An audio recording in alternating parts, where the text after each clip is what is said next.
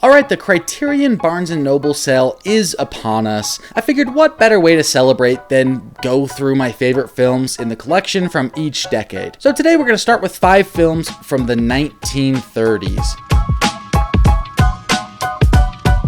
Alright, now I know there are movies before the 1930s that are in the Criterion Collection. There are plenty of stuff from the 20s, and I even believe there's some stuff from the 1910s in the collection. But unfortunately, I just don't own enough of those movies to really make a list. I have a few silent films, and I think one film from 1929. But even then, if I were picking out 5 movies from that era, it would just be the only 5 movies that I've seen. So it doesn't feel all that genuine. On the other hand, I've seen a ton of films from the 30s. It's become one of my favorite decades in cinematic history. So I figured, why don't I pick out 5 of my favorites from the 30s, and we'll show those off to you right now. So the 30s is kind of fun because there's that window of time at the very early part of the 30s until about 1934 where it was pre-Hays Code, and so movies could be a little edgier. Let me start off with one that I really enjoy from that era, and it's Dishonored.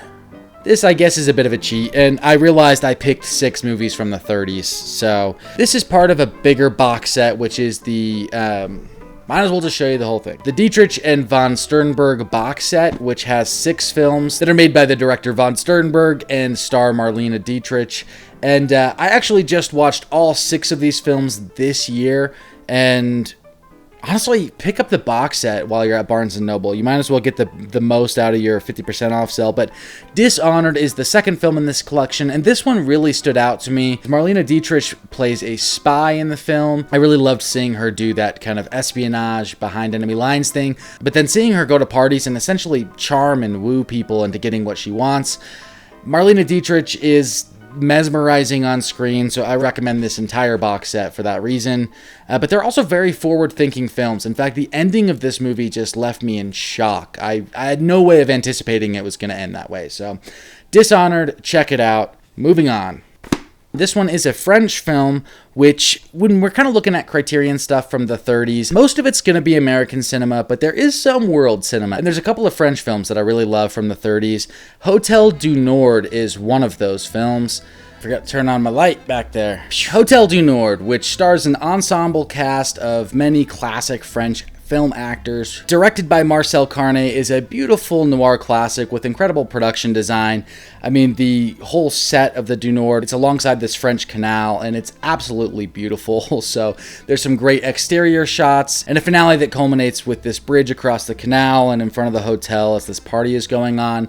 It's really grand in its scale in that way. But as far as the story is concerned, it's an ensemble to the fullest. It's really about all of these different random seedy characters that show up at this boarding house. You have criminals and lovers and random social cast-offs, and they cross paths, and it culminates into something really cohesive and meaningful at the end with its action and violence, but also focused on torment and love. And yeah, it's a great movie. In fact, it actually kind of reminds me of The White Lotus a little bit. So if you're a fan of The White Lotus and you like that, cast of characters at a hotel, this is a very classic version of a story like that. So Hotel du Nord is from 1938. Okay, moving on. This entry actually just came out a year or 2 ago in the collection, and I did pick it up on 4K.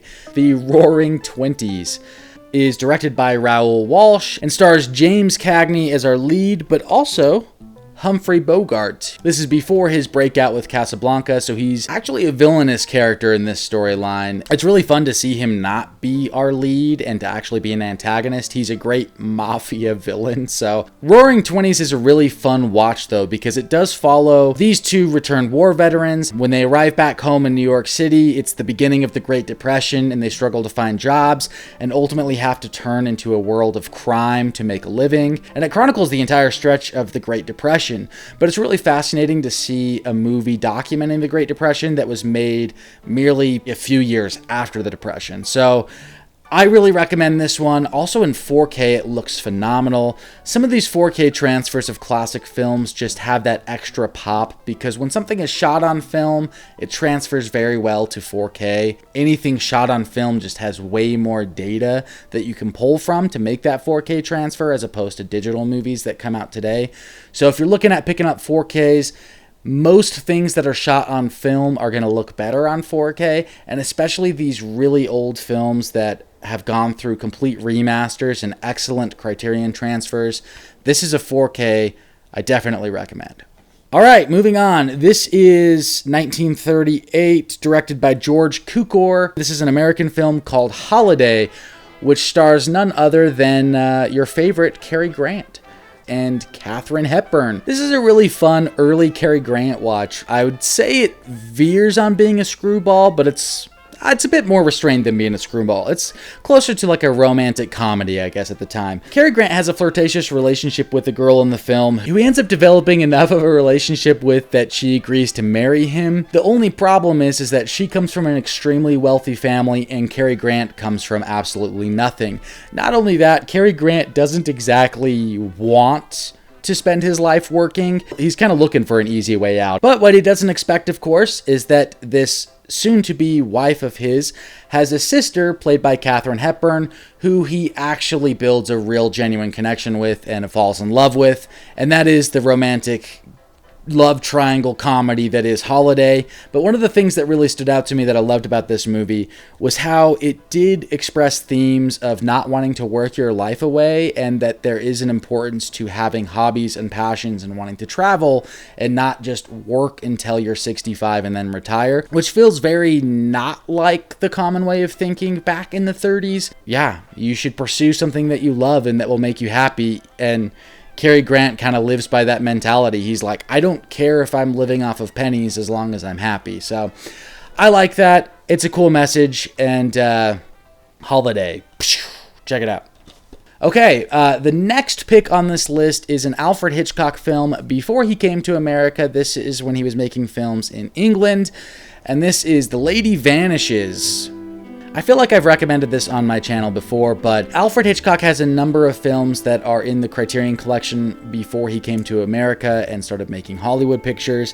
But this one always stands out to me as being my favorite, and mostly because it has this great ensemble cast of characters. It's maybe the funniest Hitchcock film that I've watched. The film really is broken into two parts. The first section of the film takes place at this hotel in a fake Switzerland kind of fabricated country that Alfred Hitchcock has come up with here. And the characters kind of running around this hotel as they're waiting for the train to arrive the next morning and move to their final destination is some of the funnest part of the movie. And then once they're on the train, the mystery aspect of the film unfolds, and our main female character here, who's played by Dame May Whitty, I'm unfamiliar with. I haven't seen her in anything else.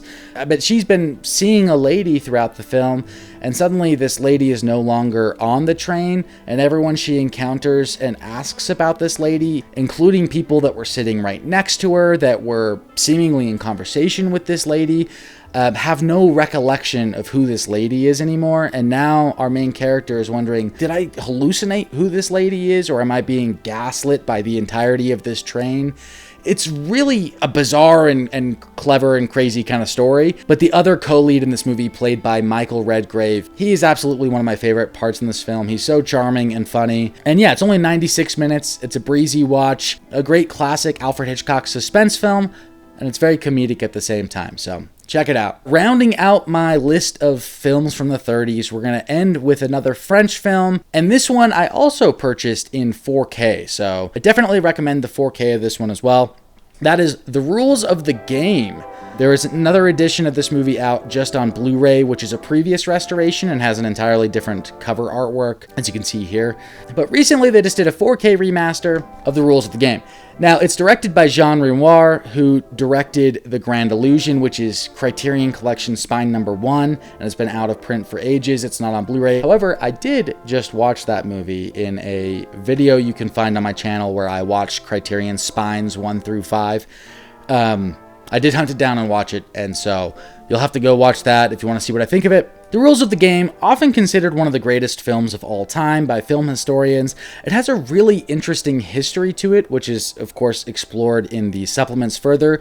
But this movie originally was released in 1939 and apparently had a fairly violent response at its premiere. And so the movie was subjected to different cuts and then eventually during World War II, the original negatives to this movie were destroyed. And so in 1959, 20 years later, they were able to reconstruct the film over various different negatives that they had. It's really kind of just a marvel that this movie even exists anymore because the original negative was destroyed in World War II. Once they premiered it in 1959, it went over a lot better with audiences and then has since been regarded as one of the greatest films ever made.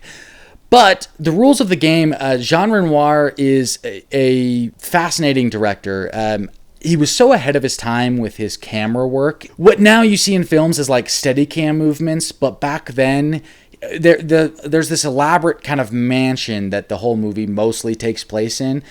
And the camera is just moving fluidly through this mansion from character to character. You know, if you sit down at a play in a theater and you have characters kind of running in and out of the set and it's got this fast-paced banter, it has that feel to it, except the camera is just moving us through the different sets. And it's just absolutely stunning. And it feels so ahead of its time technically for the 1930s, and of course looks beautiful on its 4K restoration. It's kind of like the other French film on this list where it follows an ensemble of characters, but the characters in this movie are all mostly unlikable. They're all these really wealthy, high-end socialites that are at this big retreat where they're basically bitching about the meals that they're being fed and just complaining about all of their first world problems. We're also following like the wait staff and watching them kind of mock the characters behind their backs. And the film is an analysis of corrupt high French society at the time.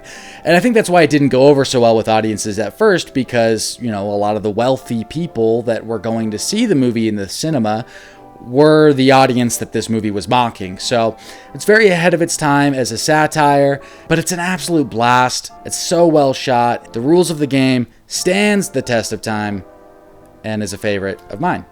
That rounds out my list of movies from the 30s. I already put the box set away with Dishonored, but these are the 5 that I put here. I just realized I didn't pick much else from the pre-code era besides Dishonored. There's a lot of great pre-code films, you know, such as Clark Gable's It Happened One Night. That's in the collection and a fun pre-code movie. I watched a lot of the pre-code stuff when Criterion Channel was doing a focus on like Paramount pre-code films. And so they had a bunch on the streaming collection and you could just kind of go through them. But it's a really fun era of films that you should check out as well. Anyway, let me know what you guys are picking up at the Criterion Flash Sale, and what are some of your favorite movies from the 30s that I missed. Let me know in the comments below. We'll catch you guys in the next video where I go over movies from the 40s. In the meantime, happy Criterion season. We'll catch you next time.